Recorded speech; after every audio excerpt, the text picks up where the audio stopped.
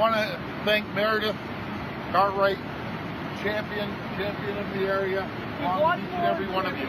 Yeah, with everyone. Yeah. Absolutely. And Brian Monroe, he's the best advertising tool that you have. Drives everywhere with those ballot signs. He's still the guy with the truck with the ballot signs. Friends, I'm here today in Bala speaking with local residents about the impact of this Liberal government's disastrous plans for a privately owned green energy power plant. I've spoken to numerous residents, local residents, who have serious concerns with this development. Friends, what I'm seeing here today is extremely troubling. This location is critical to the entire Muskoka watershed and the Canadian environmental and economic treasure. It is troubling to see the Liberal government has forced this project onto local communities that is firmly against it. And I see this no matter where I go in Ontario.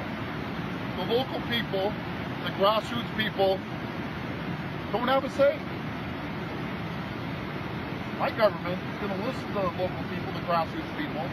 It's not about the political insiders and the establishment.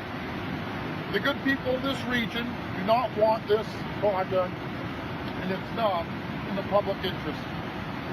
This is not about green energy. We can talk about this green energy file all day long. This is about the surplus energy being constructed on public land for private profit. We have a lot of smart friends. We have a lot of smart people in this area right now. Look into these energy policies. Look into the policies. It's about making money. That's what this is all about. It's not about getting more green energy. That's a farce, because we're all environmentally friendly. I'm environmentally friendly, but it comes down to making money. The township of Muskoka calls itself an unwilling host. This situation is completely unacceptable. I met some local councillor, local representative here today.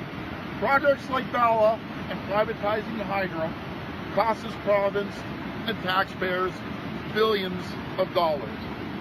And they always worry about where they're getting money from.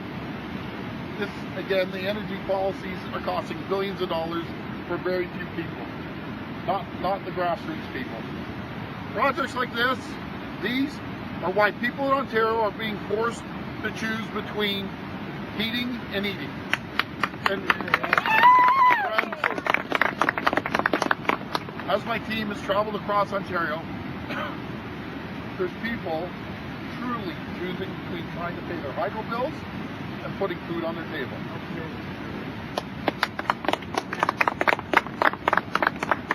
My friends, this project is another example of a long list of Liberal pet projects that have cost this province dearly. Projects like this are hurting our province and costing taxpayers billions of dollars, all to benefit the political insiders, the political elites that have been running this province for years. Local residents have been kept in the dark. That's not uncommon for this government, is to keep everything a secret, portray there's something that they aren't. Kathleen Wynne preaches about the environment, but then she gets her buddies making millions of dollars, which is unacceptable. And the other thing we're going to look into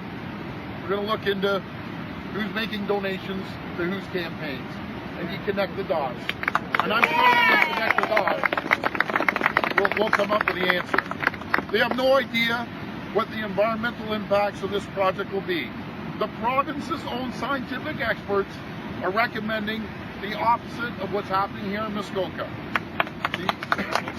The experts are telling the government not to choke the Muskoka watershed and do not overdevelop it.